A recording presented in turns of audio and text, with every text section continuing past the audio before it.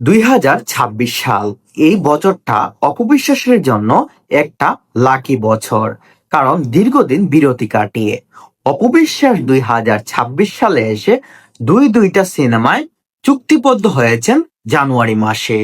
কিন্তু এই মাসের লাস্টের দিকে এসে অপবিশ্বাস আরো একটি সিনেমা চুক্তিবদ্ধ হয়েছেন। তার প্রথম দুটি সিনেমা হচ্ছে দুর্বার, আর অন্য একটি সিনেমা হচ্ছে রাক্ষস। কিন্তু তিনি এই মাসের শেষের দিকে এসে শিকারী নামের একটা সিনেমায় চুক্তিবদ্ধ হয়েছেন।